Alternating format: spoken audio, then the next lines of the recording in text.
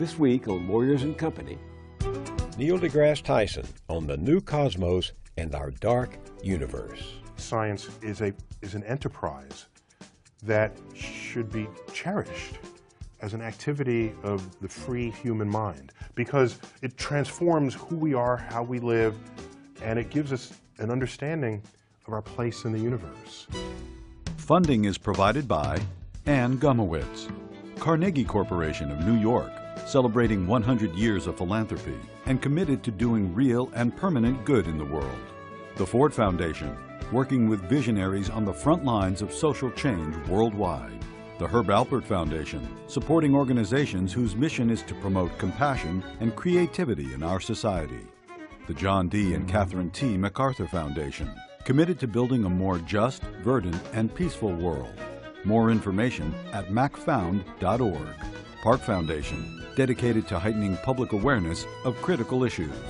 The Kohlberg Foundation, Barbara G. Fleischman. And by our sole corporate sponsor, Mutual of America, designing customized individual and group retirement products. That's why we're your retirement company. Welcome. It's been almost 35 years since PBS premiered one of its most successful series of all time, Carl Sagan's Cosmos. Many of you may remember, as I do, his elegant exposition of the universe. Some part of our being knows this is where we came from. We long to return. And we can, because the cosmos is also within us. We're made of star stuff. We are a way for the cosmos to know itself. Over 600 million people in more than 60 countries have now watched Cosmos.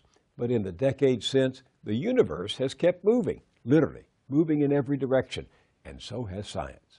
And that's why Cosmos is returning this spring, this time on National Geographic Channel and Fox TV. It's time to get going again.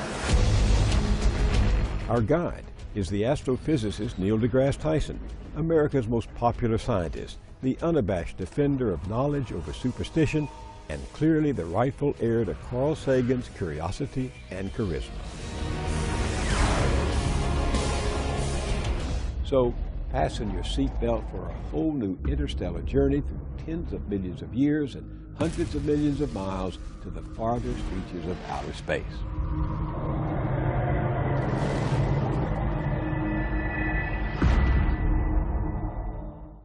Neil deGrasse Tyson is the Frederick P. Rose Director of the Hayden Planetarium at the American Museum of Natural History here in New York, where he narrates a breathtaking new show titled Dark Universe. I took my 12-year-old grandson to see it over the holidays, and we were mesmerized. Imagine trillions of stars, 100 billion galaxies, and light traveling 100 million years before reaching us here on Earth.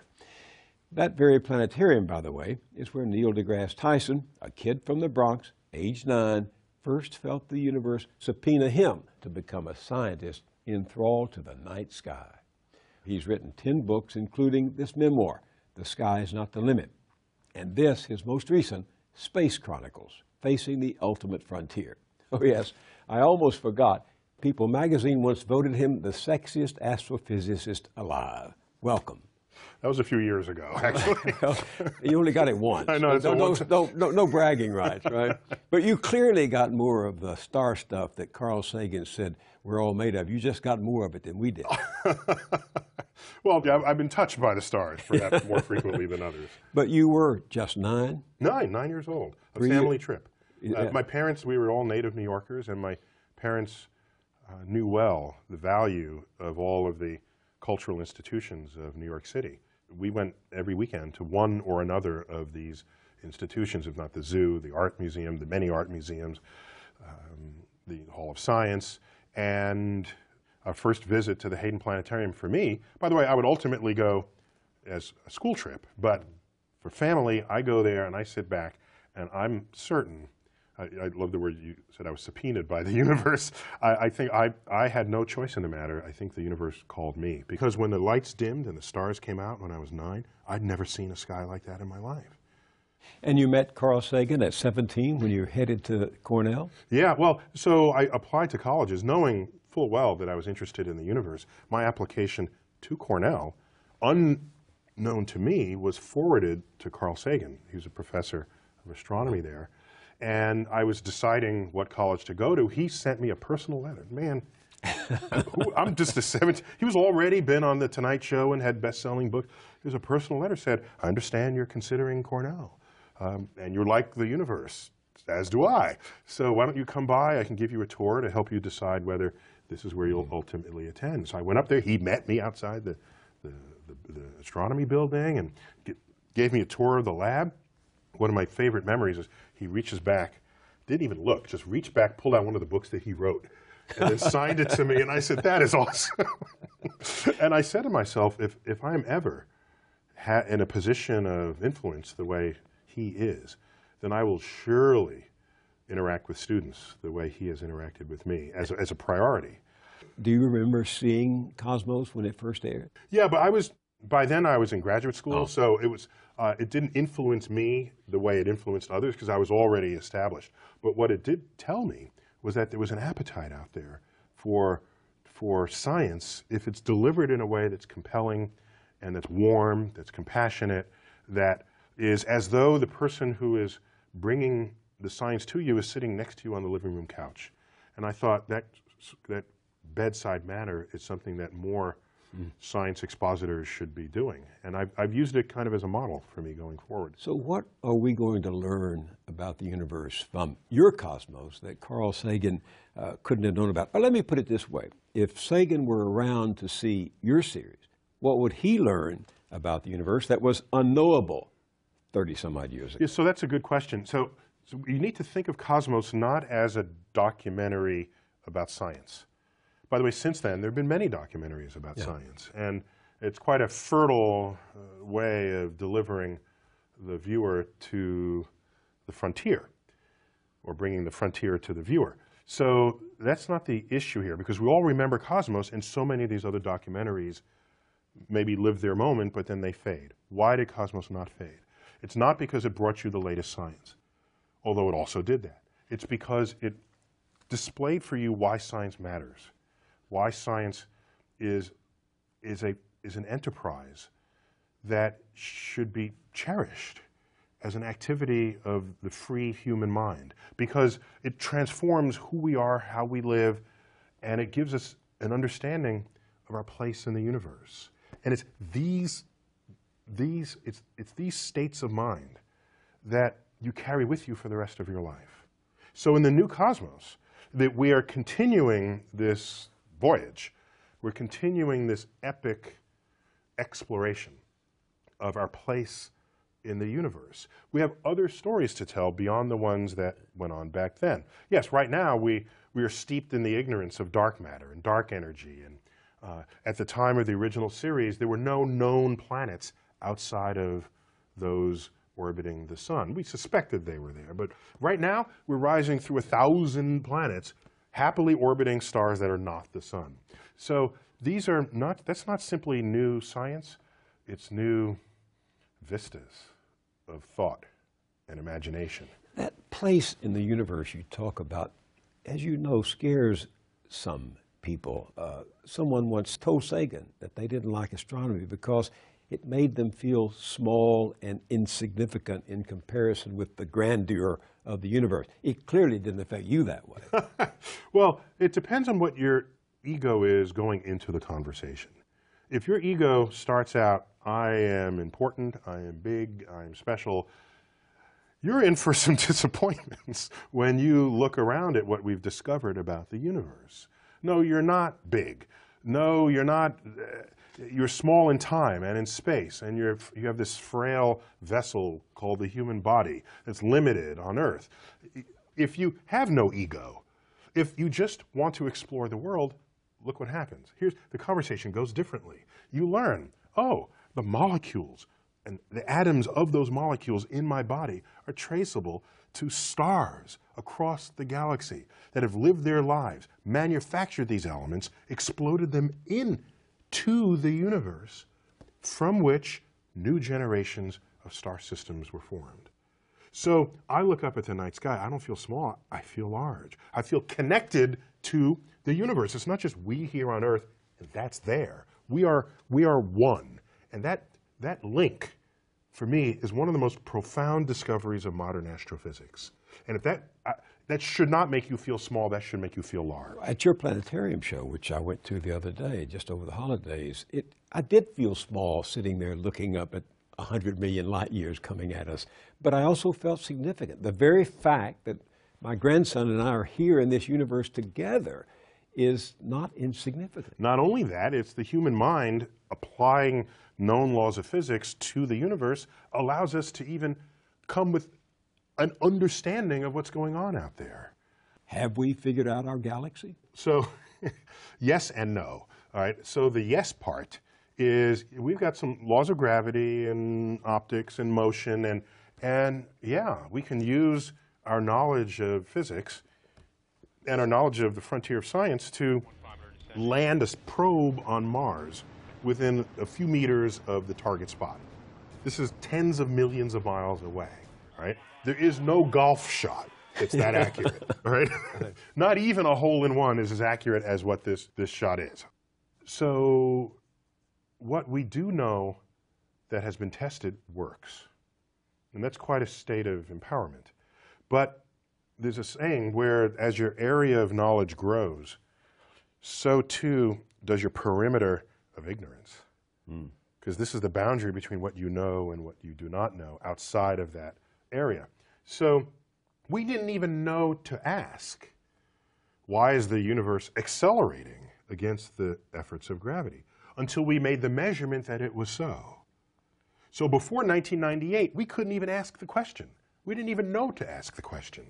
So there's no sign that everything will ever be fully known, because this moving frontier continues to bring us more questions. So can we measure how ignorant we are?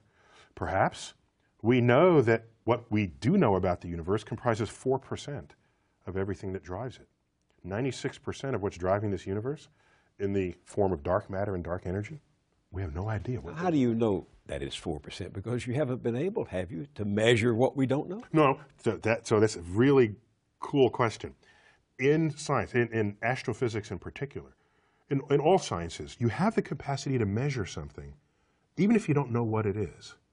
How so? Well, so, for example, you could measure the fact that something is falling to the ground, but not know what it is or what's causing it or why. But you can measure it.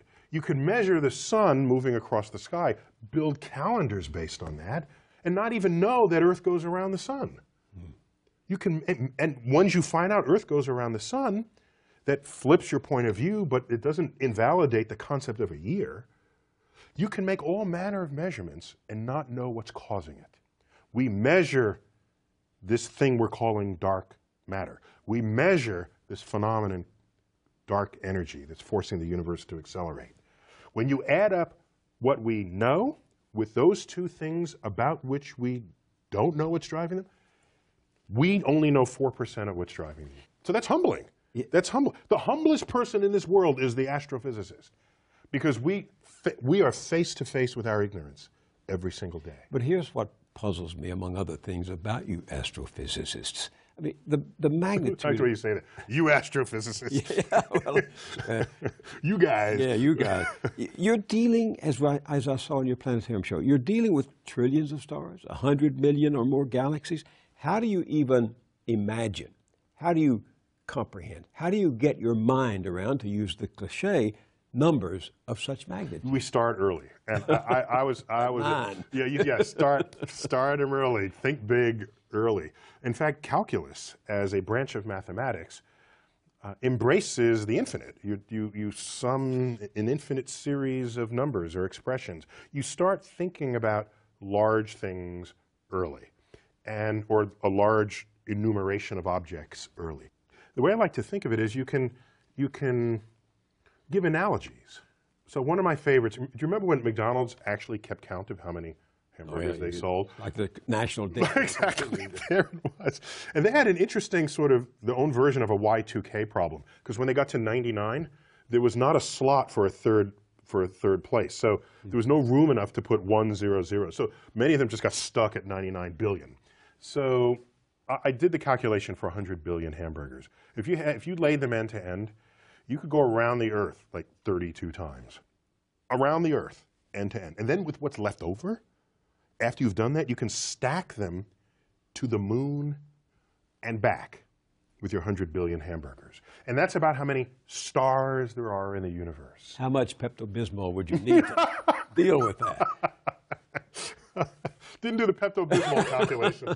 So it's fun to think of large numbers in these other contexts. And of course, there are numbers larger than anything that's enumeratable in the universe. The number Google, back when Google was only a number and not also a corporation, Google is a 1 followed by 100 zeros. That number is larger than the count of particles in the observable universe. So there's nothing in the universe that you can count that will add up to a Google. So, so what I did as a kid, you just have fun with numbers. And so when big numbers show up in the universe, I say, yeah, give me more. And what worries me is that when the debt goes to $1 trillion or possibly $1 quadrillion, the national debt, it's never a quadrillion, but when it gets there, do people really know how big that is? I don't think so. They don't. So we're handicapped by not knowing and not being able to think creatively about how large these numbers are. I think you make me realize what I was experiencing there in the planetarium. When you started, you said we're not going to focus on what we can see, stars and planets, moons and nebulae. We're going to focus on what we can't see. And it is? Dark matter. That's the audacity of the show. I don't know any other show that said we're going to make as the topic, as the central theme, something about which we know hardly anything. And that was not only a scripting challenge. The writer here was Timothy Ferris. I'm a fan of his work from way back. And so there's a scripting challenge, there's a visualization challenge. Our director of astrovisualization, which is a really cool title, if you ever want one, I think, is Carter Emart. These are people that he's a scientifically literate artist, a visualizer. And so you bring this, and others, you bring this talent together. You say, here's something we don't know what it is, but it affects other things. Let's see how the rest of what we know can proxy for that which we do not know. By the way, this is how we know a black hole is out there. You can't see a black hole, but you see what effect a black hole has on everything. It wreaks havoc on its environment. So dark things have a way of manifesting themselves. Dark money as well. Dark energy, dark matter. How do they differ? Well, unfortunately, they have similar sounding names, and since we really don't know what either of them is, I don't think we should have named them. That we should have given them fake names until we understood them. I've been voting for like Fred and Wilma. Something that doesn't give you any cosmic bias. All right? So I can tell you simply what dark matter is. But don't think of it as matter. I don't want to. I'm concerned. Like this table.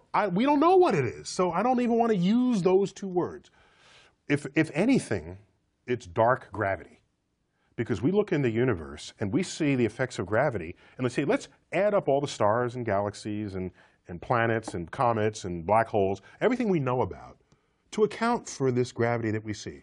We account for 1/6 of the forces of gravity we see in the universe. There is no known objects accounting for most of the effect of gravity in the universe. Something is making stuff move that is not anything we have ever touched. And that's something you call, for lack of a better term, dark matter. But that even implies it's matter. What it truly is dark gravity.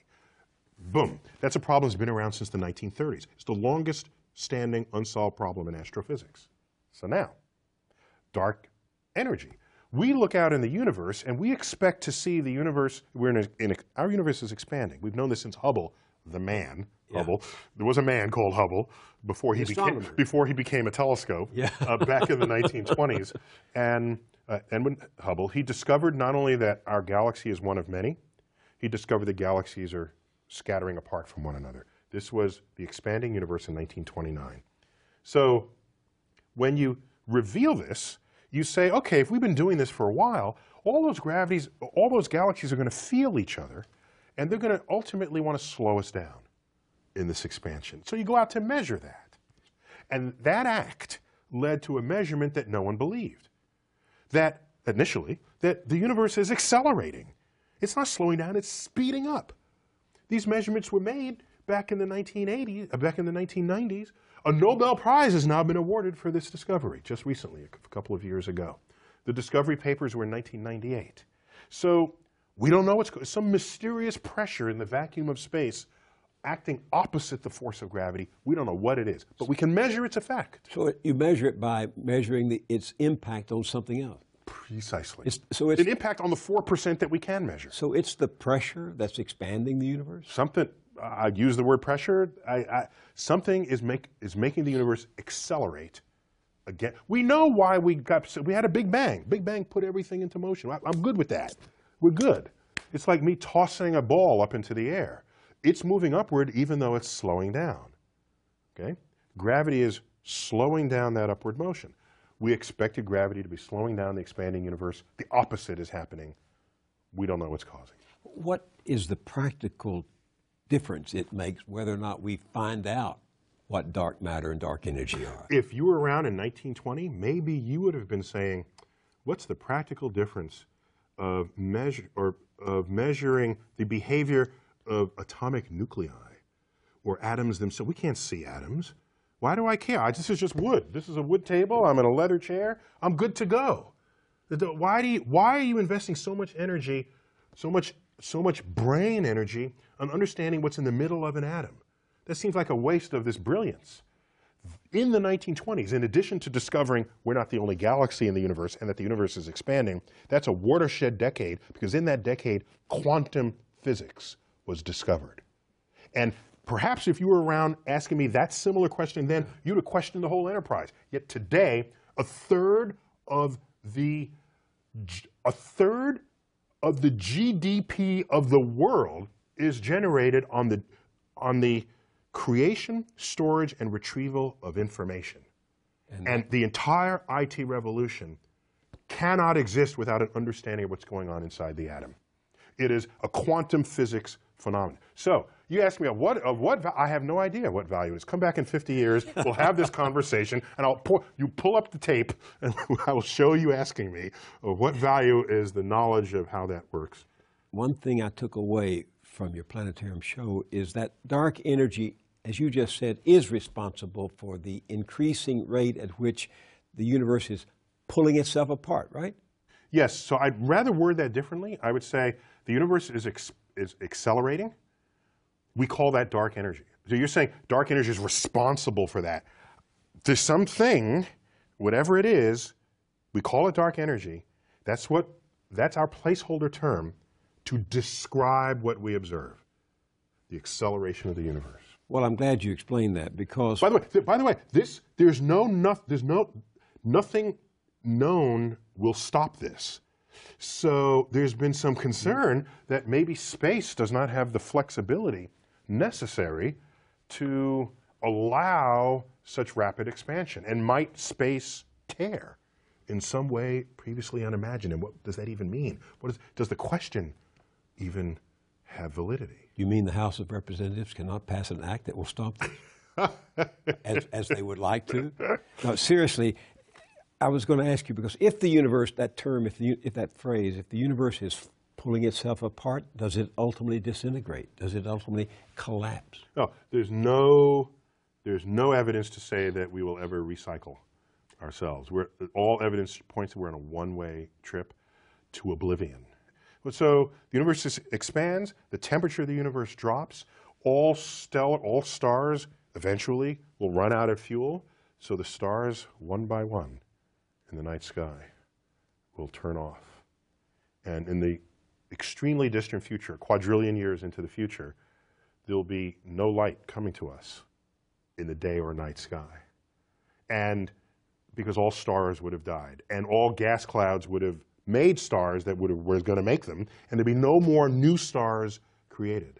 And so that the universe will end not with a bang, but with a whimper. And not in fire, but in ice. There were two strange sequences in your planetarium show, and I managed to go online and look at Do you become a dark matter junkie here? You going on? You need more. Give me more. Okay. So let's talk about the scene of dark matter from your show at the planetarium. So what's going on here is you're viewing the structure of the large-scale universe. And what we've represented here are dark areas that themselves have more gravitational attraction than the light areas. So the light areas are drawing themselves to the dark areas. And so what happens is, as this happens over the eons, structure begins to manifest in the universe. And you see this web work, and it looks almost organic, or it looks like some kind of neurosynaptic map. The formation and collection of matter in the universe follows the laws of physics, and when you add in the dark matter, this extra gravity, it turns the universe into the universe that we see. That's why we know the dark matter is real. We don't know what it is, but we know it's there because we can't make the universe as we see it unless we put this extra gravity into our simulations to match the gravity that we see.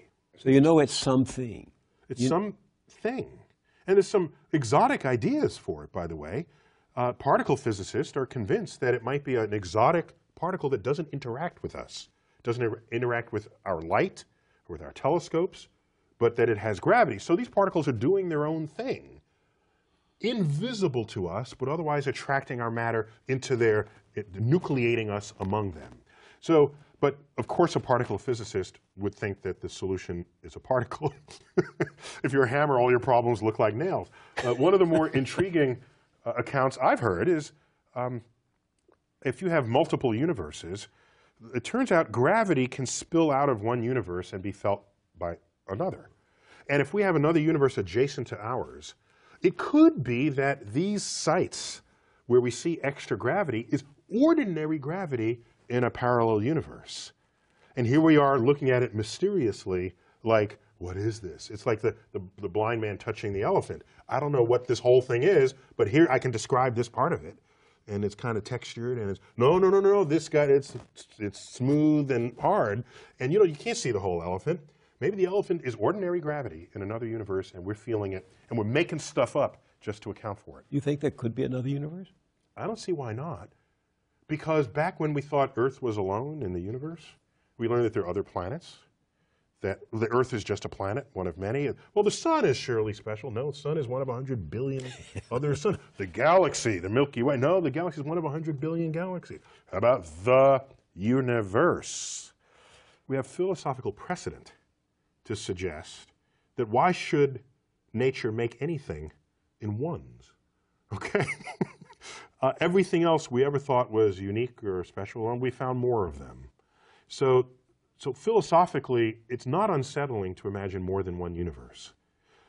We also have good theoretical grounds for suggesting the existence of a multiverse, where our universe is just one of some countless number of other universes coming in and out of existence with slightly different laws of physics within them. So that makes it a little dangerous because we are held together, evolved in a universe where we work where we work physically. If you want to visit another universe, I would send something else ahead of you. So explain this to me. Why is it I felt more satisfied watching the planetarium show, and as I'm sure we will watching the new Cosmos, than I do personally from science fiction? I mean, I came away with a sense of really having experienced something authentic at the planetarium. That's a great question. By the way, there are many science fiction fans who also embrace the science reality, and people who are fans of fantasy and superheroes and science fiction and all the storytelling that goes on the frontier. Essentially, everyone there knows the difference between that frontier and the real science that comes out. And they will judge the storytelling based on how much science it got right before it starts inventing what the frontier of imagination would bring. If you violate a known law of physics, that's lesser science fiction than the ones where you get all your physics right. Now give me the warp drive. Now give me the transporter. Take me beyond what we know. But to your point, I think maybe it's the same effect as if you tour the Air and Space Museum in Washington, which has the history of flight, including space flight. That we could have made an museum people could have made an exact replica of the Apollo 11 command module that went to the moon. And then we'd say, here's an exact replica. So that's okay, but if I now say this actual thing went to the moon, intellectually that means something different to you. Your eyes see exactly the same. You can make a replica perfect that looks exact with all the blemishes and all the heat shield damage. You could do that. But if you know it's the real thing, the meaning is magnified.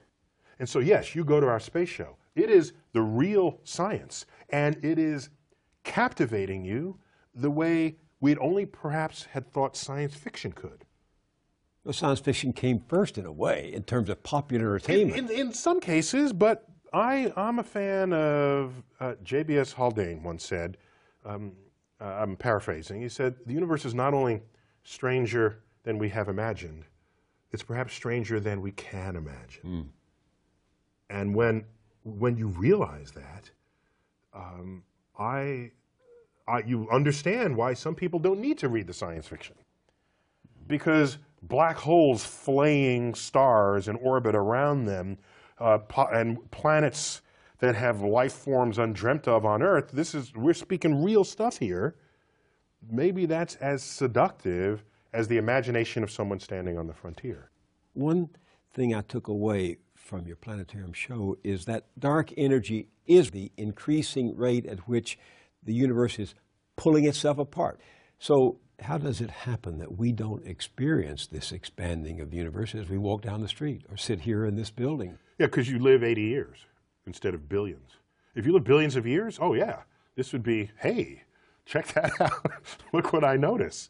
Yeah, I think about things you miss because of how short our time on Earth is. The best example I can give is when you walk around and say, oh, there's a nice puffy cloud. You don't stare at it for an hour, you just notice it. Right. If you do a time lapse of the cloud, especially cumulus clouds, they are roiling, gurgling, boiling places of condensed water vapor. They're alive. Yet when you walk down the street, you think it's just sitting there peaceful and calm, if it's just a simple cloud. So even something that does change in your lifetime, you don't think of as an actively roiling place, a cloud. So imagine mountain building on Earth. Imagine watching the Hawaiian Islands pop up or come up. Imagine watching ice ages come and go. Imagine watching species of life rise up, the dinosaurs, and then an asteroid comes, they go extinct, essentially overnight in the fossil record. That's a whole other way to see the world. And it's the task of the geologist, the astrophysicist, to think about how that works. Fortunately, we have computers that can speed up time. I'll give you a great example. We used to have catalogs of galaxies. We said, that's a really messed up looking galaxy there. Let's make a catalog of irregular galaxies. So we have a catalog of beautiful galaxies and irregular galaxies. And then people came up with theories. How does a galaxy become irregular? No one knew until we realized galaxies collide. Galaxies feel each other's local gravity, collide, and it's a train wreck. And half the irregular galaxies are train-wrecked galaxies. There's a famous astronomer, Gerard de Vaucouleurs, who said, a wrecked Lexus is still a Lexus. It just happened to be in a car accident. So we would learn. Now, how do you get to know that galaxies collide? You put in the forces of gravity on a computer, run the simulation, and watch it unfold. And there you can recreate the havoc that you see in the universe on 100-million-year timescales. So when a child sings, or used to sing, I don't think they do anymore, Twinkle, Twinkle, Little Star, How I Wonder What You Are, it's not twinkling. Something powerful, dramatic, and dynamic is happening to it, right? Well, yes, and we call that twinkling. Yeah, so, right. Yeah, there's starlight coming billions of, or millions of light years well, it depends if it's a galaxy, hundreds of thousands of light years across space, and it's a perfect point of light. As it hits our atmosphere, turbulence in the atmosphere jiggle the image, and it renders the star a twinkling. And by the way, planets are brighter than stars typically, like Jupiter and Venus. Venus has been in the evening skies lately. And if you go twinkle, twinkle, little star, how I wonder what you are, and you want to wish upon the star, most people are wishing on planets.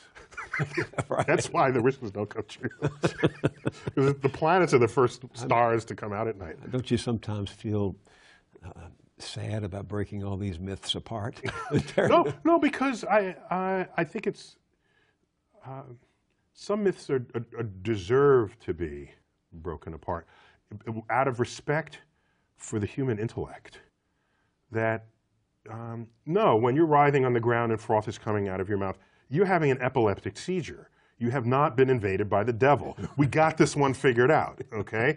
I mean, discovery moves on. So I don't mind the power of myth and magic, but take it to the next frontier and apply it there. Don't apply it in places where we've long passed what we already know what's going on.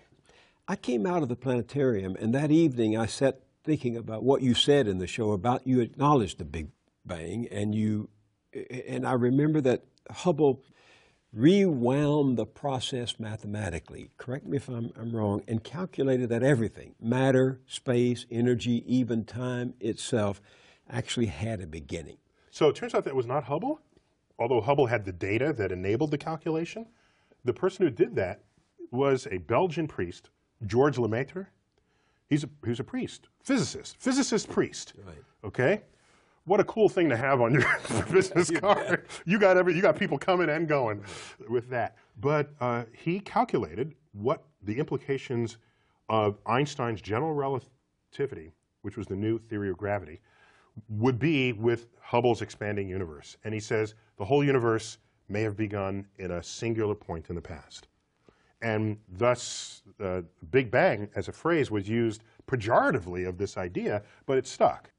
Well, the astronomer Robert Jastrow described it like the explosion of a cosmic hydrogen bomb. Not the explosion of a cosmic hydrogen bomb, but like the explosion of a cosmic hydrogen bomb. Yes, so there you're stuck with the analogy of the biggest explosion you know, using that to describe something that's even bigger, which is hard to do, right? I mean, not to get morbid on you, but I was 4 blocks from the collapse of the World Trade Center towers. I live downtown, and I was trying to describe to others the sound of the collapse of a 107-story building. And it is not like anything else. So I can say, well, imagine 2 trains colliding, but how many of us even have heard or seen that? Whatever that is, it's more than that. So you're stuck. If the biggest explosion we've made on it is a hydrogen bomb, then you say it's a cosmic hydrogen bomb. It is,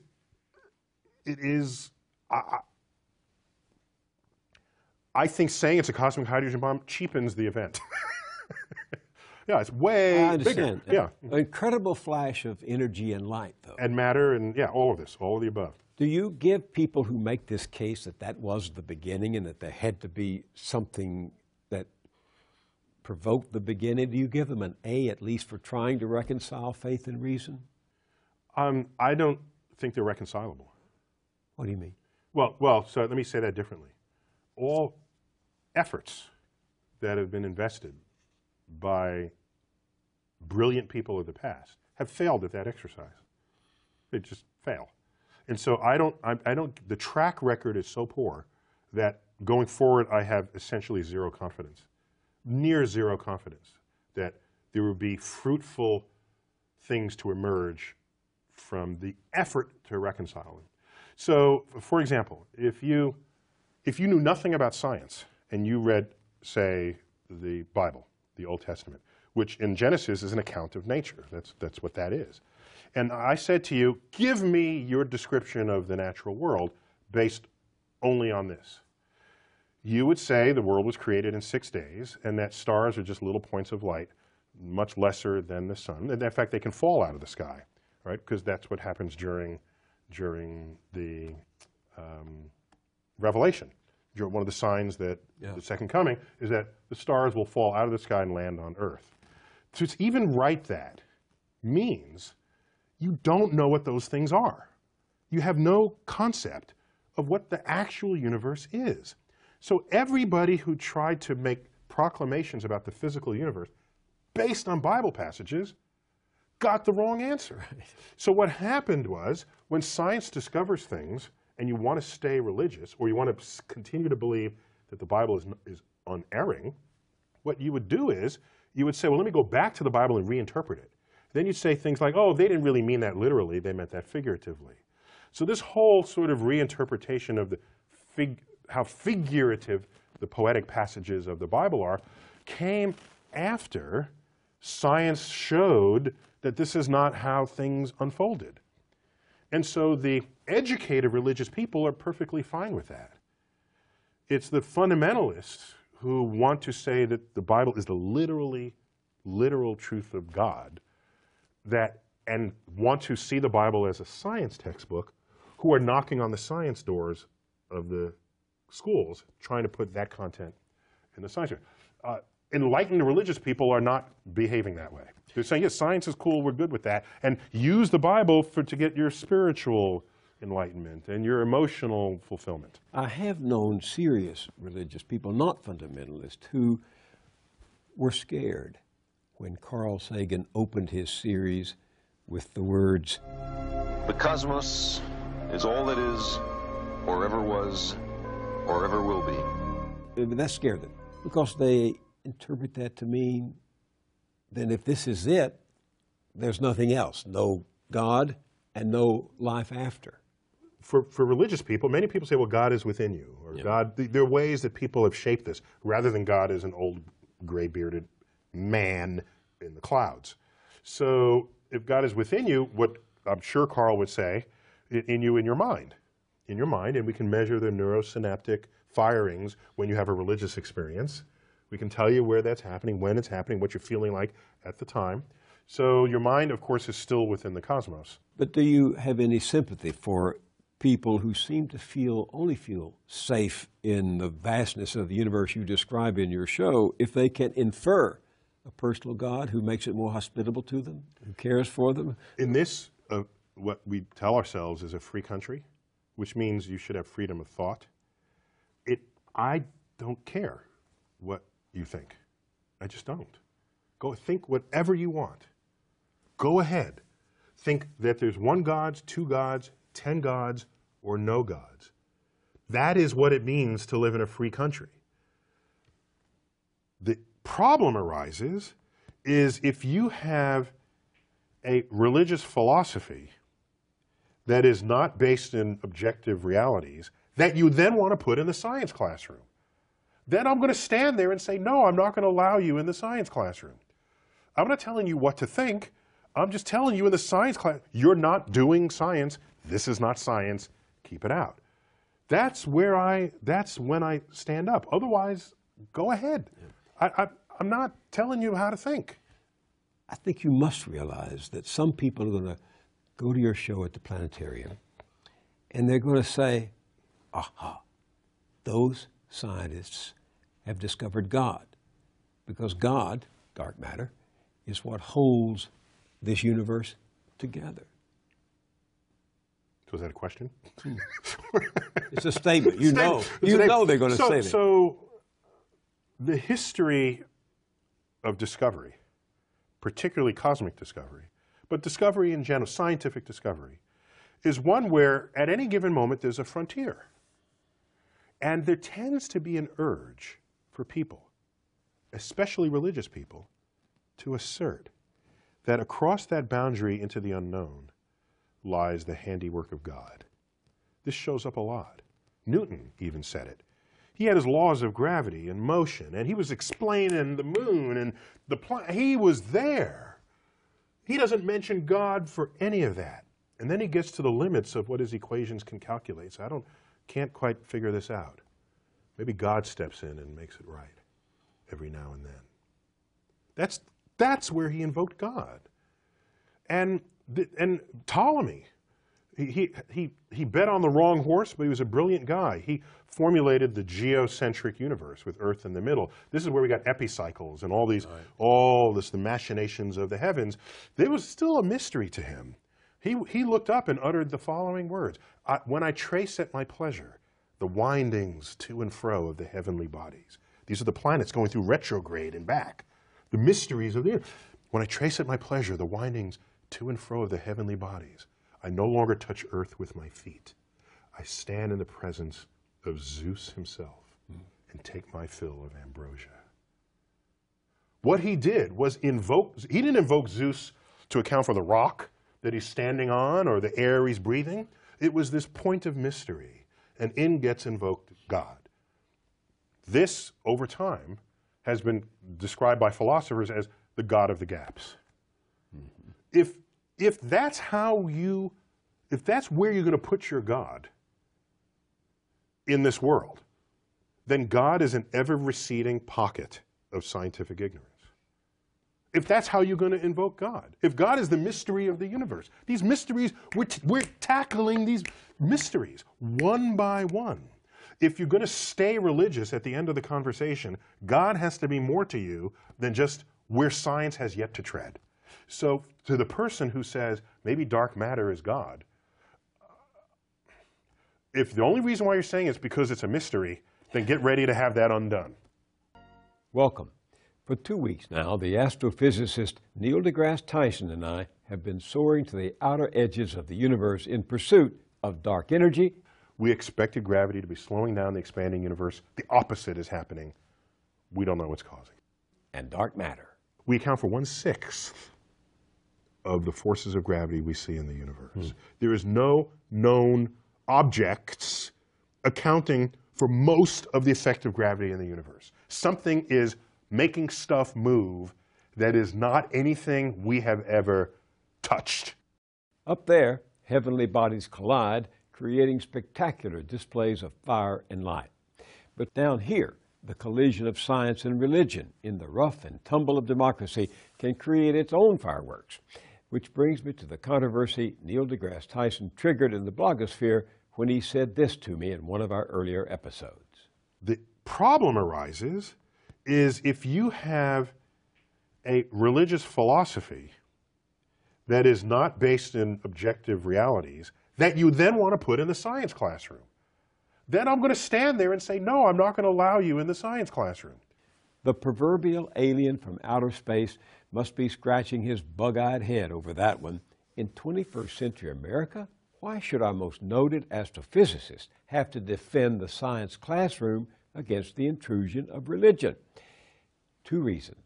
Over the past few years, the number of Americans who question the science of evolution has gone up. Look at this Gallup poll. 46% of the country embraces the notion that God created human beings pretty much in their present form at one time within the last 10,000 years. Perhaps less surprising, a Pew Research survey found that almost 2/3 of white evangelical Protestants, the bedrock of the Republican Party, reject altogether the idea that humans have evolved. So while acceptance of evolution has increased among Democrats to 67%, among Republicans it's fallen to 43%. That's a huge partisan divide. Something else is happening too, and no one is certain exactly why. Our Secretary of Education, Arne Duncan, calls it educational stagnation. Consider this: PISA tests that measure critical thinking in science, math, and reading among high school students in different countries show that our students aren't doing so well. In math, students in 33 other countries, including Ireland, Poland, Latvia, the United Kingdom, and the Czech Republic, did better than American students. In science, students in 24 countries, including Poland, Ireland, and the Czech Republic, were ahead of ours. And in reading, our best subject, kids in 21 countries outdid the Americans.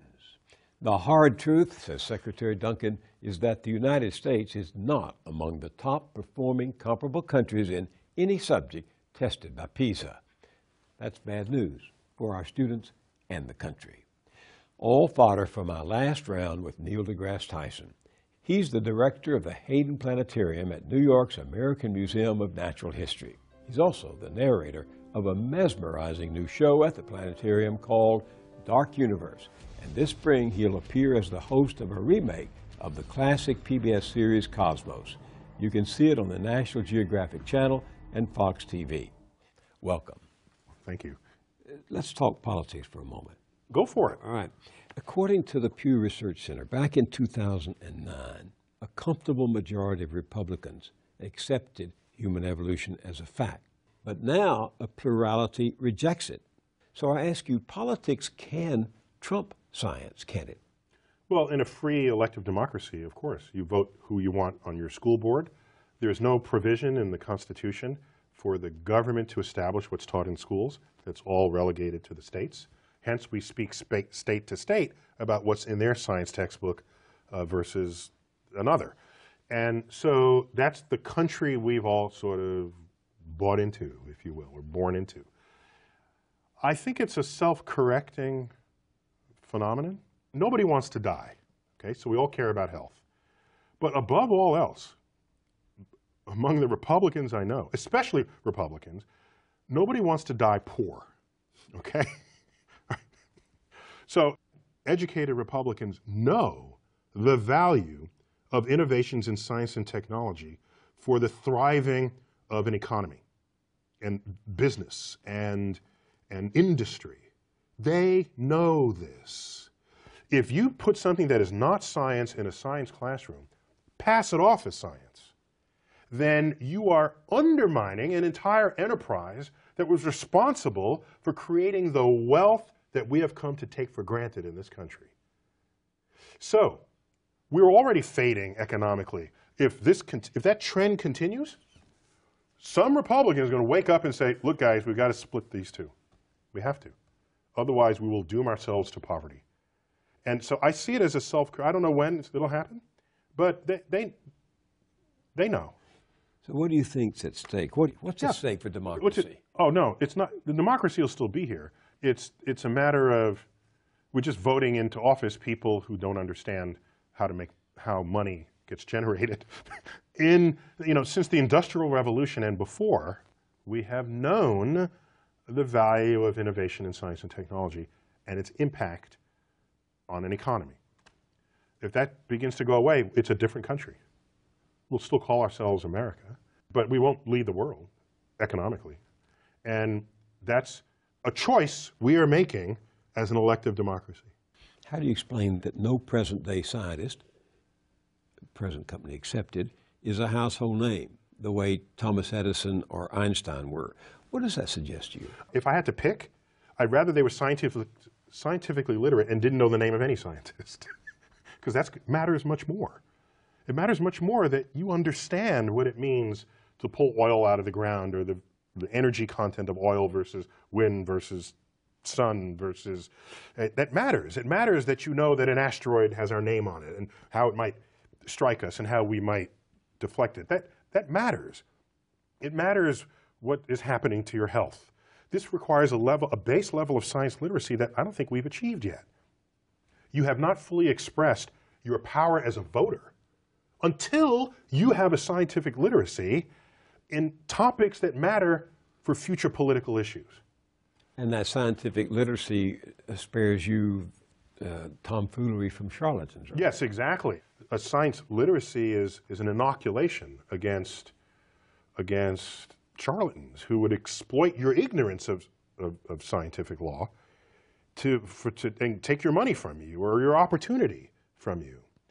So the world does respond and follow known laws of physics and chemistry and biology. We understand that.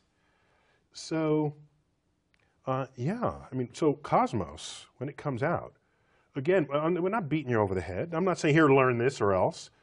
It's an offering. It's like, here it is, and here's why it matters. Here's why your life can be transformed just by having some understanding of this.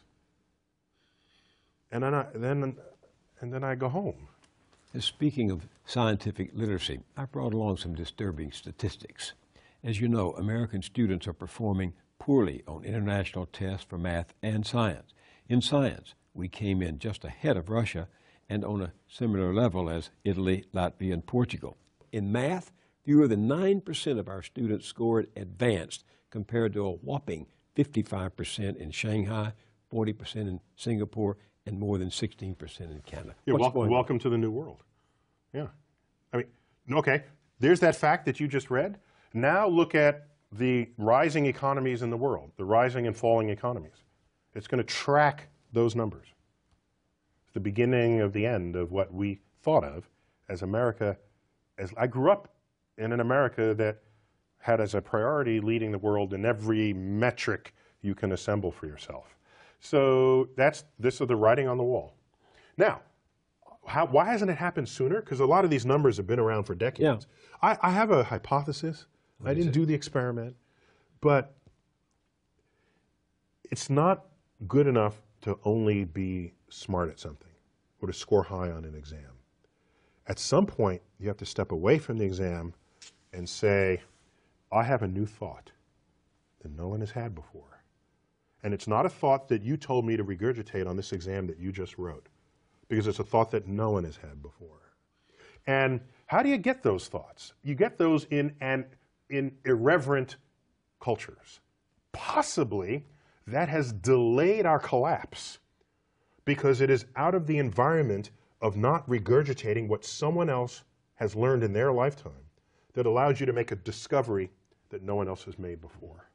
You think there are too many tests? We give kids too many tests? I think we put too much emphasis on what the meaning of the test is.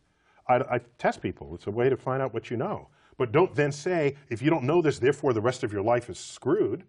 No. No, because go find people who are successful in this world.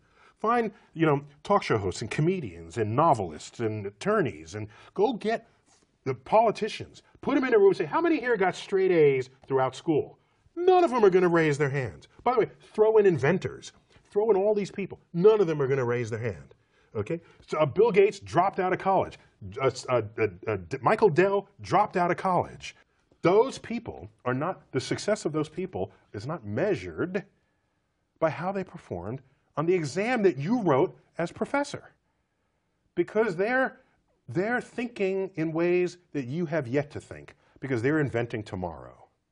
And the only way you can invent tomorrow is if you break out of the enclosure that the school system has provided for you by the exams written by people who are trained in another generation. There's something else too, isn't there? I mean, some people say this educational stagnation that we are experiencing. It's because we have one of the highest child poverty rates in the developed world. They point to the fact that high poverty schools in America posted dismal scores on these tests, whereas wealthy schools did very well. In fact, students in the wealthiest school scored so highly that if they were treated as a separate jurisdiction, they would have placed second only to Shanghai in science and reading and would have ranked 6th in the world in math. So inequality matters. Yes.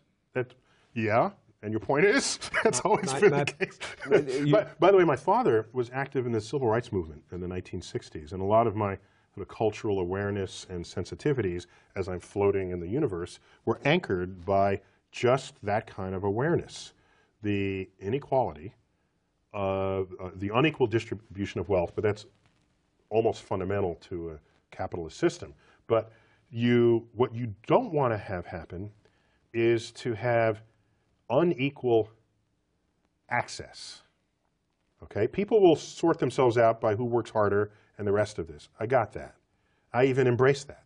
But if everyone does not have equal access, you're not getting the best people. Your country will falter. And that's where inequality because matters. You have disenfranchised a whole community of people that might have been contributing, but no, because they never even saw the light of day. So, the light of the intellectual day. So, yeah, that's bad. And it is not the sign of a healthy democracy. It's not even the sign of a healthy capitalist democracy. Being at the top of your game, intellectually, philosophically, politically, is not a forever thing.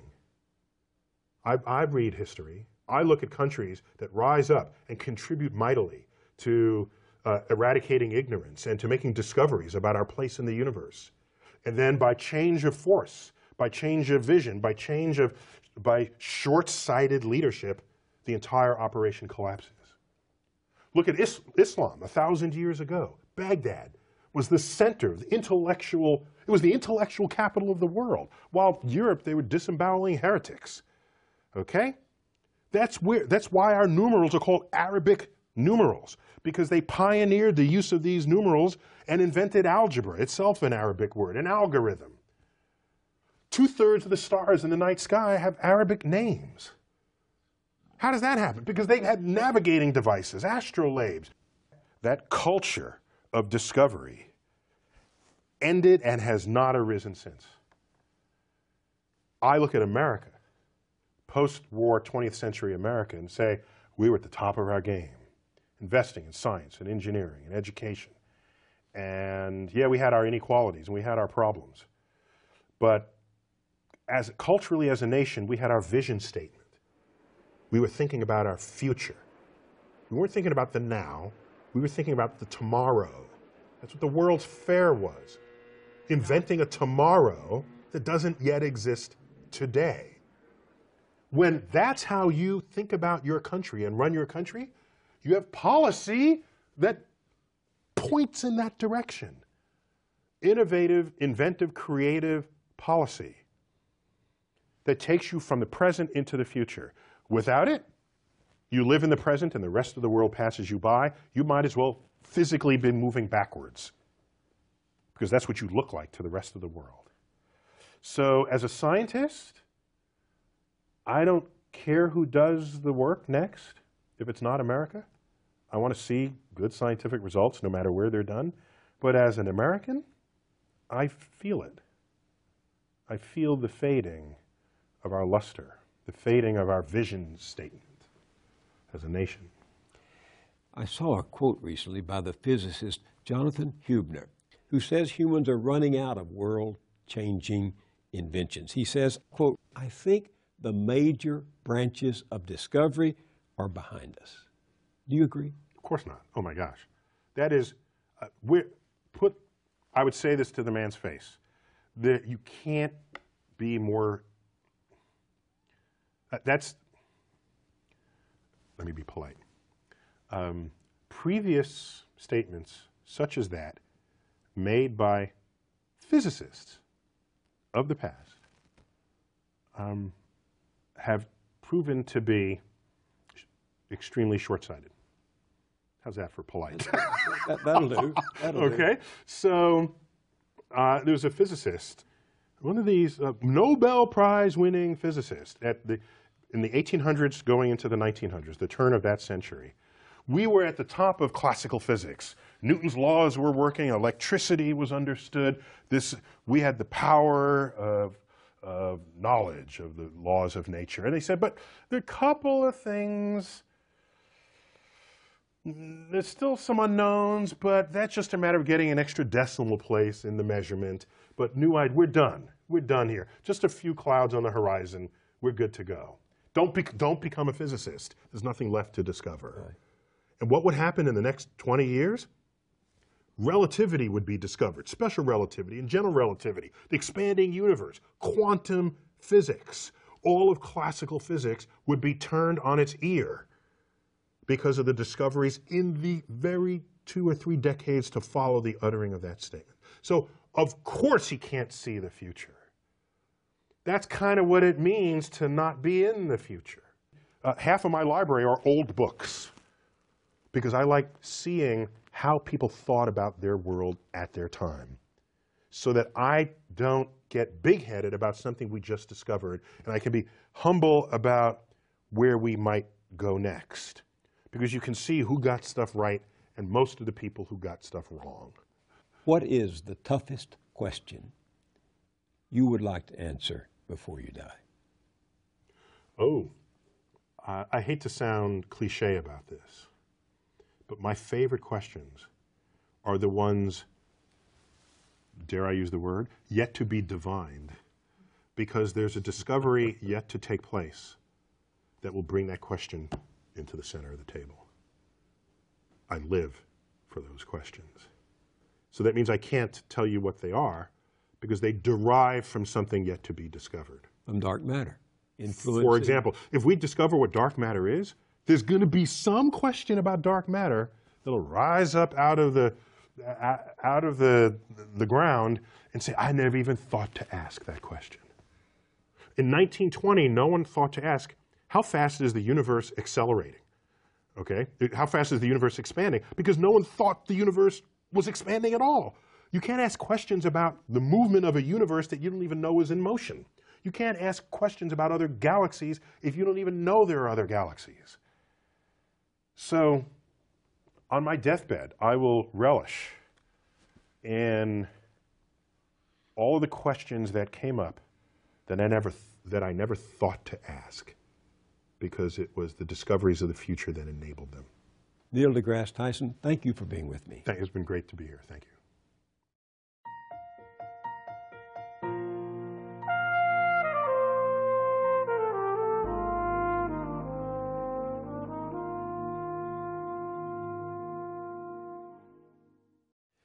The battle never ends, and the choices we make in democracy often pit religious or partisan beliefs against scientific evidence that contradicts them. And beliefs can be stubborn, hard to give up. They even determine which facts we choose to accept. Partisans especially, and who among us is not sometimes a partisan, will twist the facts to fit their preconceived notions. So when people do stupid things, journalists and politicians included, cherished beliefs are often driving them, sometimes right over the cliff. As people in recovery say, denial is not just the name of a river in Egypt, and that's what makes it dangerous. Right now, two powerful belief systems have converged to counter facts staring us right in the face.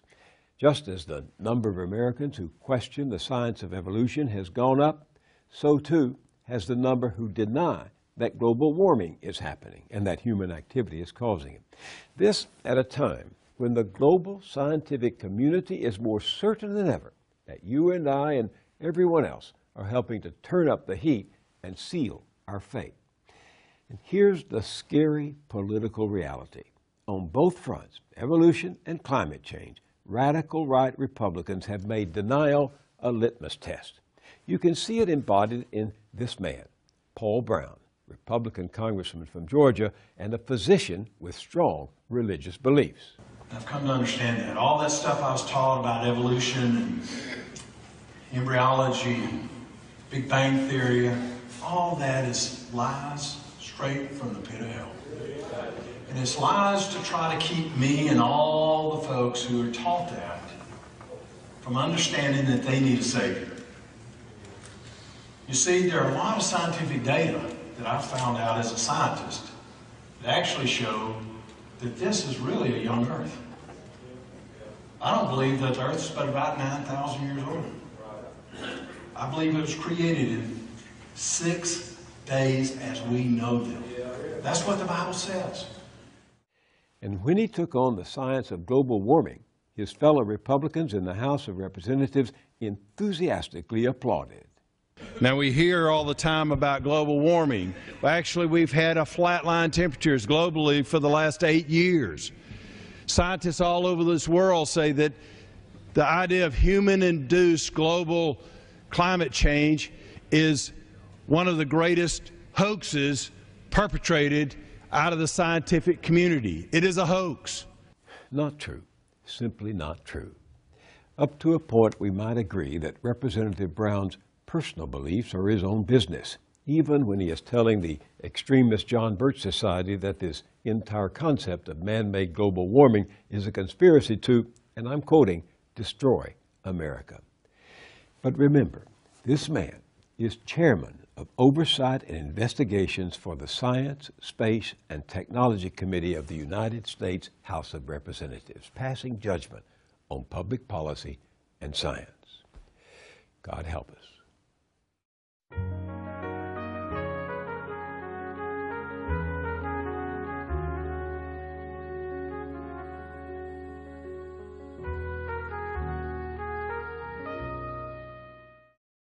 At our website, BillMoyers.com, join a group of citizens braving the dead of winter to march the length of New Hampshire, all to make candidates take a stand on the corruption of money in politics. If you think about every single important issue America has to address, if you're on the right and you care about tax reform or addressing the issues of the deficit, on the left if you care about climate change or real health care reform, whatever the issue is, if you look at the way our system functions right now, you have to see that there will be no sensible reform given the way we fund campaigns. That's at BillMoyers.com. I'll see you there, and I'll see you here next time.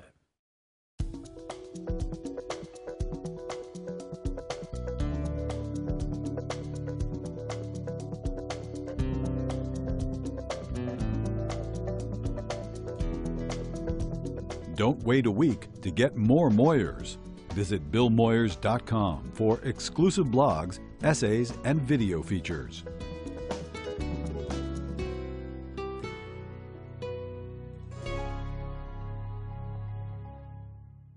Funding is provided by Ann Gumowitz, encouraging the renewal of democracy. Carnegie Corporation of New York, celebrating 100 years of philanthropy and committed to doing real and permanent good in the world. The Ford Foundation, working with visionaries on the front lines of social change worldwide. The Herb Alpert Foundation, supporting organizations whose mission is to promote compassion and creativity in our society. The John D. and Catherine T. MacArthur Foundation, committed to building a more just, verdant, and peaceful world. More information at macfound.org. Park Foundation, dedicated to heightening public awareness of critical issues. The Kohlberg Foundation, Barbara G. Fleischman. And by our sole corporate sponsor, Mutual of America, designing customized individual and group retirement products. That's why we're your retirement company.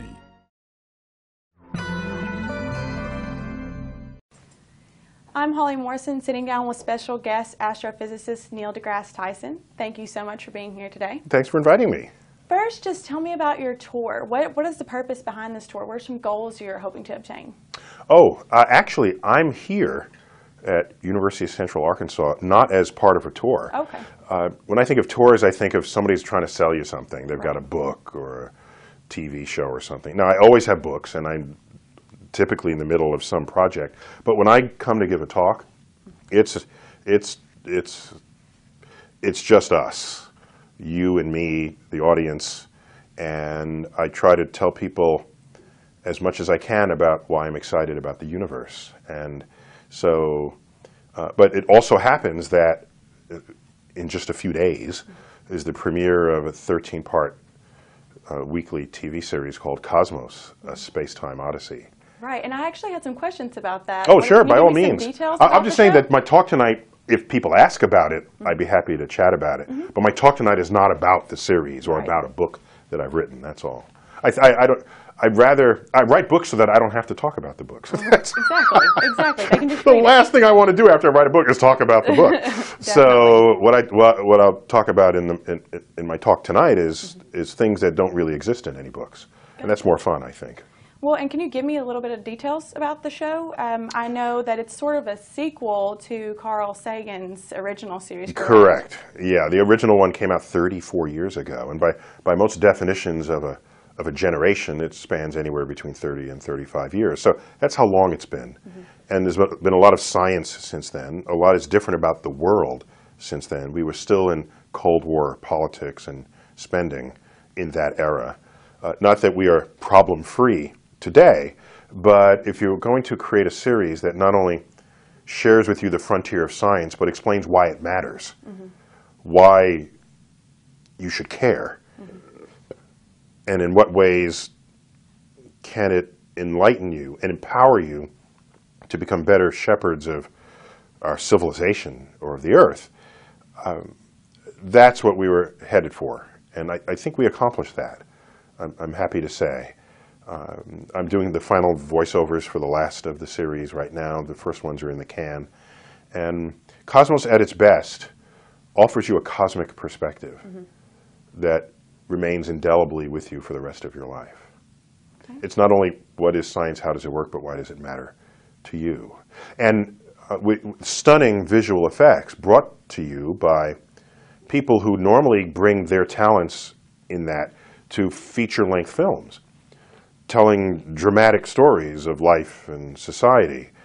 And because we will appear on network, we have the resources to reach for these people and have them bring their methods and tools normally normally given unto first-run films to tell the story of the universe. Yeah, I saw the trailer for it, and it definitely caught my attention. It was a really, really good one, too. And that's starting March 9th, I March believe? 9th, yeah, which is a Sunday night. Everybody's home on a Sunday night in prime time, and it's on Fox, the Fox network. Right.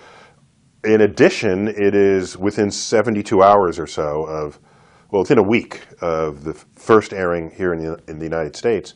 It will have aired in 171 countries in 46 languages. That's nice. So this, in fact, it is the largest rollout of a television series in the history of television.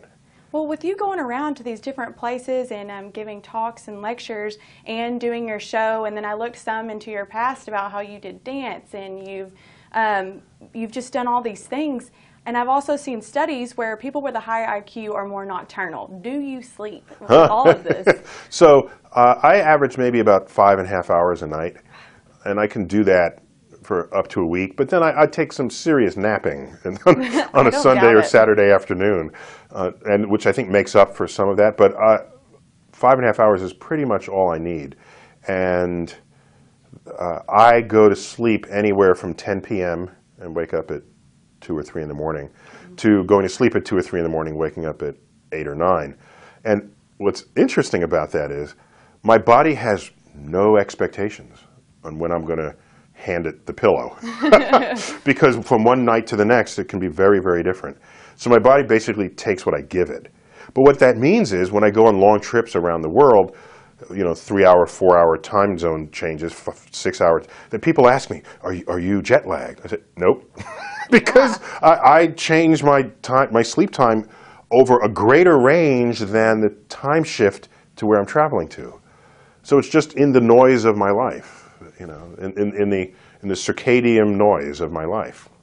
Now, I guess I wanted to look at what your thoughts would be for the future of science. Where do you see it heading? What do you want to see happen? Well, I'm an American, so I'm saddened when I see our priorities shift from being a leader in science and technology innovation, as we were for much of the 20th century, especially the second half. I mean, we brought computers to the world, and you just go down the list, cell phones, almost everything that shapes how a modern society now functions was pioneered in America. The internet. It wasn't invented here. It was in Switzerland, in the particle accelerator, there were some physicists who were toying with how they would move data back and forth between computers and set up a network to do this. But no one did much with it there. We got a hold of it and developed ARPANET, and basically we pioneered the internet. And this has shaped the world in which we live. That was common. That was the kind of things that showed up weekly, monthly, if not weekly, back in the 20th century. Never thought I'd say it that way back in the 20th century. So now I don't see that. Yes, all we want is the latest app for our smartphone. And when I think of innovation, I think of advances in transportation, in energy, in health, in the structures of cities and farms, and big issues that affect culture. More beneficial things than just an app on the phone. Right, exactly. And don't get me wrong, I love me some apps. I like the next person. So, but that depth of innovation, I don't see that happening. And so as an American, I'm saddened. But as a scientist, I know no one country owns science. Science, in fact, it transcends national boundaries. So some other country is going to rise to the occasion, and they already have done so. Why is it that I'm reading headlines about the next discovered amazing particle, subatomic particle, and those headlines are from an accelerator in Switzerland? Or, we're reading about rovers on the moon, and it's a rover launched by the Chinese. So they know the value of this, and they're moving forward. And I worry that our absence of moving forward ends up in practice by us moving backwards, well, and relative to the forward-moving Speaking of being saddened world. towards where science, I guess, is kind of heading, it seems to be turning to a downward spiral on being important. What do you think about STEM, the STEM teachings? What are the positives and the negatives to that? Who says there's negatives about STEM? Right. I don't know I can't imagine that someone thinks that's a negative thing to do, to encourage people to become scientifically literate and STEM fluent. Doesn't mean you become a scientist. It means you think about it and you care about it and you understand what it is and how it works and why. That's all I'm asking here, because innovations in STEM fields, science, technology, engineering, and math, are the engines of tomorrow's economy. And America, last I checked, was a capitalist democracy, so people care about wealth. Often health follows good wealth. And to somehow sidestep or sweep under the rug what science is and what it can do for you, you're sowing the seeds of your own demise, your own collapse. And then you have certain scientific results that apparently don't agree with certain people's philosophies, be it political philosophy or religious philosophy or cultural philosophy, and so then they're in denial of it, as though the emergent truths of science should be subject to people's opinions.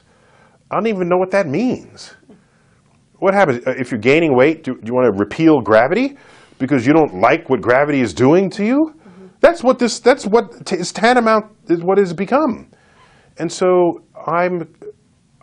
what it tells me is that science is not treated in the way it needs to be in the school system, so that as an adult, people can make intelligent, rational decisions based on what the methods and tools of science deliver to them. Now, through all the findings and discoveries that you've made, and you're doing all of these lectures and talks, I know you have to face some controversy, some people that disagree with you. How do you deal with this? Oh, I don't make statements that can be disagreed with. It's that simple. I'd make a statement, and then... And if they disagree with the facts, then... No, yeah, I mean, you're entitled, as they say, you're entitled to your own opinion. You're not entitled to your own facts. So I just put the facts out there, and then I go home. So I don't get into arguments. You've never seen me debating anybody about anything. There's a zillion, squillion hours of YouTube of me out there that people post. I'm flattered to learn that I'll give a talk and people post the YouTube. The fun part about that is I can give a talk that lasts an hour and a half, but they pick the best 2 minutes and put it online. So if you're YouTube surfing of my appearances, it looks like I give awesome talks. I'm not going to lie, before you got here, you were in there. You were in the lab in there. We were listening. So if you're skimming my best stuff, it's going to look really awesome, strung together. But I just give you information so that you can then make an informed opinion of your own. And I'm not going to beat you on the head. I will alert you of the causes and effects of action and inaction. All right, I'll give you a perfect example. People say, should religion be taught in schools or something? I said, well, in this country, what you teach in schools is locally determined. It's local. So if you want a school board that wants to do that, go ahead. There's a consequence to that. There's a consequence to doing it as a substitute for science class. Right? If you have some philosophies where you think you're getting science out of a document that was written thousands of years ago, you're not. I'm just alerting you of this. And the consequence of it is that you'll create a whole generation of people who will not be able to think scientifically about the world. And you will basically bankrupt your community. Because, as I said, innovations in science and technology, history tells us, derive from the fruits of tomorrow's economies derive from innovations in science and technology. So it's a free country. Go ahead and I'm not going to twist your arm. I'm just going to tell you the causes and effects. Then I go home.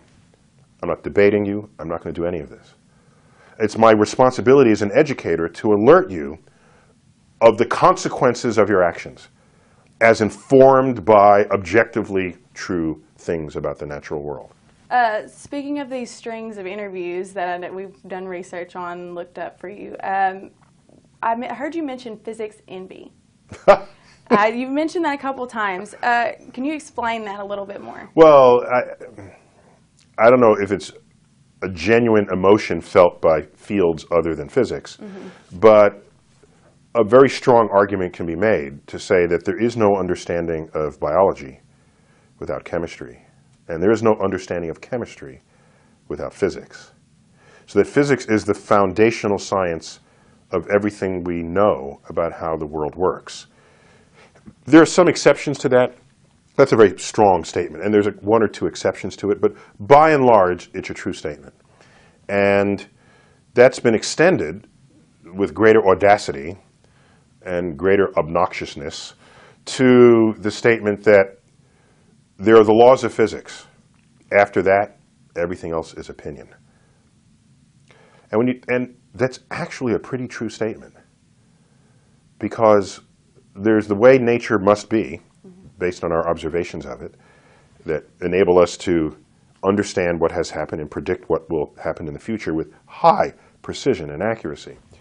After that, what are the things that shape our lives? It's love and hate and politics and religion and longings and all these things that have abstractions that lend themselves, by the way, to brilliant literature. I mean, the conflict between human emotions is the stuff of great literature. So I'm not actually value judging one or the other. There's some very important things about people who differ in their opinions. It can offer insight to a third person listening to those opinions being bandied back and forth. So art comes from our deepest inner creativity, art at its best. And I don't know that you can analyze the beauty of a painting, not yet for sure, with the laws of physics. So life is a combination of all of the above. But the physics envy are those fields, especially social sciences, and fields where their subjects are human beings. What a messy subject that is. I mean, physics, I got a test tube, I got a lab, I got a telescope, there's a black hole. I got this, all right? Yeah. And I got to study the conduct of humans and make theories about it.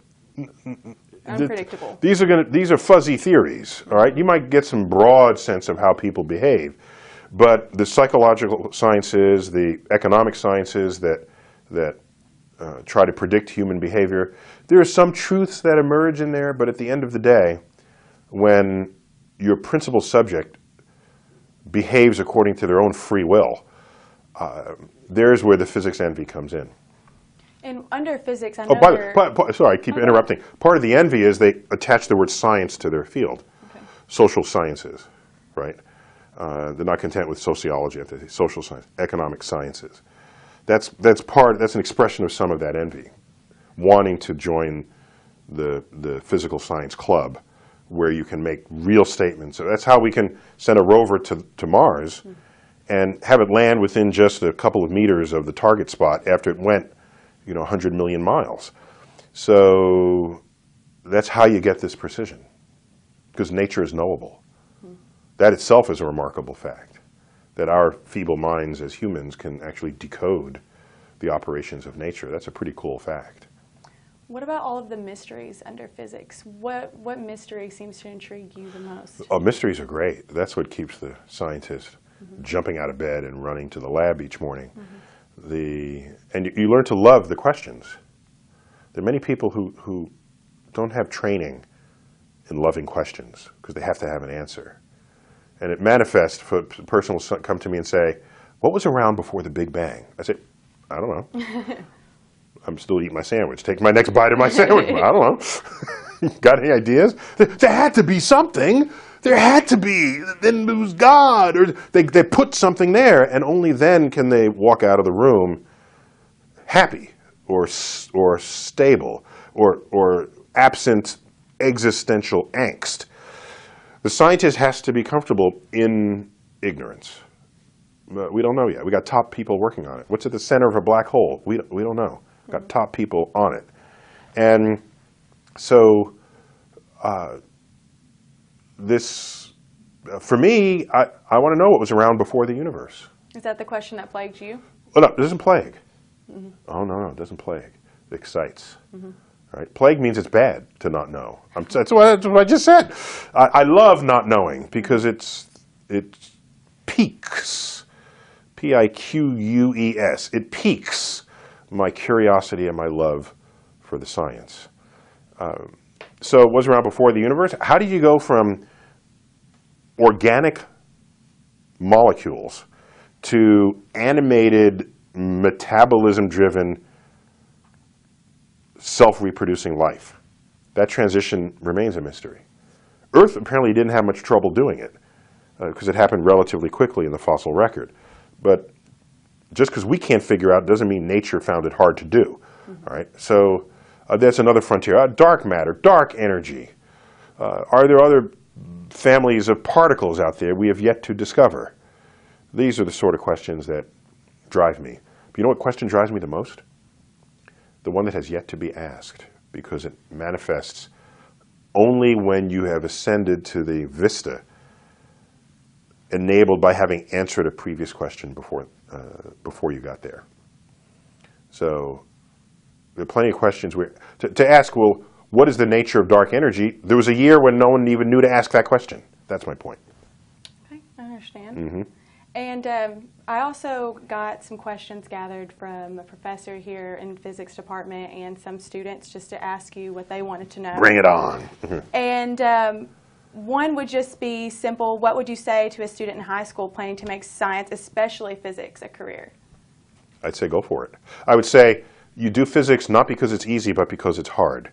Ask around your school. Most people are taking classes when you have the option to take one class or another. Most people, from what I've seen, are taking classes that they have judged to be easy so that they could get a high grade. Biggest mistake. So that they can graduate with a high GPA. Because the system of education rewards high GPAs, but the system of life rewards tenacity, rewards your urge to tackle something you've never seen before and succeed. And even if you don't succeed, to have in that tenacity, to have the energy to go back and try it again. Knowing how to fail. These are things that the most successful people have going for them. So I would say take classes because they're hard, not because they're easy. And for every hard thing you accomplish, you ascend a pyramid. And every next rung that you ascend, you look around and there are fewer people at that level. That's what it means to do something that's hard. Fewer people can do it. That's what President Kennedy said on the way to the moon. We choose to go to the moon not because it's easy, but because it's hard. Only by doing hard things do you ever distinguish yourself from others around you so that an employer can say, hey, look what you've done. Look what you've accomplished. I want some of that. Also, another question that was asked, where do you see yourself in 10 or 20 years with your career? Do you plan on still doing shows or maybe settling down, maybe doing your wine tasting? Yeah, no, I'm pulled to TV. I'm not driven to TV. So most of the time I'm ever on television, it's because the universe flinched and a producer needed a soundbite. And I live in New York City, where the major news gathering headquarters are located, including CNN, which was formerly only in Atlanta. And so I serve. I'm a servant of the public appetite for the universe. And so I come when called, but that doesn't mean I would knock on your door when not called so that I can still be there. With Cosmos, I thought I could make a unique contribution to that. I felt if I declined the opportunity to host it, I would be irresponsible. Because I knew I felt I could do a good job. And I have this sort of pedigree overlap with Carl Sagan, not only in our professional profiles, but I was a 17-year-old kid, and he invited me to his lab, to tour it, to decide whether I wanted to attend Cornell University, where he served on the faculty. He sent me a letter on his own after he saw my application to college. And who was I for him to do that? I was just some kid from the Bronx, New York. But then you decided on Harvard. Yeah. Well, because I was a geek kid, so you can't laugh after I tell you this. Well, you couldn't have been too much of a geek. You did do wrestling too. Oh yeah. No, but geek. If you're card carrying, you're card carrying. So here I have this invitation from Carl Sagan to come to Cornell, and meanwhile I had subscribed to the magazine Scientific American, and my favorite part of that magazine is the section called About the Authors. And in that, they always cited where the author of that article got his or her bachelor's degree, master's degree, PhD, and where they were serving on the faculty. So I made a list of all the astrophysics articles that had appeared in Scientific American. And I made a checklist among the schools I had been accepted to, where they all got their degrees from and where they were serving on the faculty. And when I was done, the list for Harvard was 3 or 4 times longer than that of any of the other schools. And I said, I got to go to Harvard. It had nothing to do with how weighty the name is or the legacy. It had nothing to do with that. If all the best astrophysics folks went to Tougaloo State, that's where I would have been. And so I recognize that if I go to an institution because of the invitation of one man, and he switches institution midway, then I'm kind of left high and dry. Whereas the breadth of research that went on at the Harvard-Smithsonian Center for Astrophysics was huge and persistent. And I said, I want to be sort of immersed in that environment. And I was. Well, and I guess I had a personal question I've been thinking about. Now, was it because that you were named sexiest astrophysicist alive that you got on the Big Bang Theory? Was that how that happened? I don't think so. Yeah, that People magazine distinction, that's from 14 years. It's 14 years and 30 pounds ago. Or something. And it has followed you. More like 25 pounds ago. So it's there, it's down, sort of buried in my resume, you know. I think odd distinctions or some category. But it's way at the bottom, but people seem to find it and dig it up. And I don't get big-headed about it, because I don't know how competitive the category was. The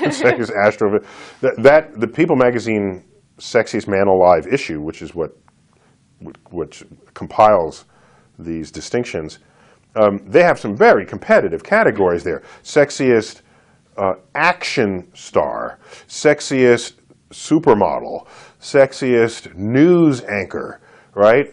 All the news people are better looking than the rest of us. So if you're the sexiest among those, then that's saying something. But sexiest astrophysicist, I don't know. It's still a pretty big title. I'm sure your wife was very excited to hear it. Well, I called her and said, well, will I be posing with clothes on or off? No, it's with clothes and it's fine. So it was a charming thing but I vowed to them and to others that ultimately I wanted to be respected for my mind, and not my body. Right. What was it like to be on the show? On the Big Bang. So yeah, so I think there were some Twitter followers of mine that started chanting that I should appear as myself on the Big Bang Theory, and ultimately the producers took note, and I was invited to give a cameo appearance. It was the funnest 24 hours I ever spent, just to be on camera, and it's hard being yourself if you're scripted by somebody else. That was hard, and so I said, well, to have some fighting chance that this would work, let's have me utter sentences that I've uttered before, and there is no sentence with the word Pluto in it that I haven't uttered. So we orbited my script around a Pluto theme, and because I was an accessory in the demotion of Pluto, so I've had a lot of press and you killed a lot of childhood dreams. Exactly, and adults, you know, grandparents, parents, and children alike. So so I still think I didn't do very well as a performer in that, but it was nonetheless really fun just to hang out with those guys. And I guess are they as nerdy as they seem? No, they're like actors. So there I was in the makeup room, and you know, there are women in the makeup room, occasionally guys, but the makeup room is a closed space with no windows. And they're there all day, you know, just applying makeup to people. And I thought, as an educator and as an astrophysicist, let me tell them about the universe while I'm sitting there in the chair, just to regale them of the cosmic tales that I've collected over the years, just to add some intellectual dimension to the fact that they're just there putting makeup on people's faces. So I'm doing this, and I'm giving my best. It's the best. I'm working the room. And the character who plays the astrophysicist, Raj, is in another chair. That's his character name. And I'm giving my best story, and he's not looking up or paying any attention at all. I'm saying, well, he must be reading something really deep, because I'm really rocking this, right? And the women are there, wide-eyed, and I think one of them missed a makeup stripe on my cheek, and so I looked over, and when I was done, he brought the magazine to others and said, "Oh, look what they say here in People magazine." He was reading People magazine, and I was so heartbroken. You know, you want them to be these characters, but the fact that you think they are simply means they're brilliant actors. And he's an actor, acting as an astrophysicist.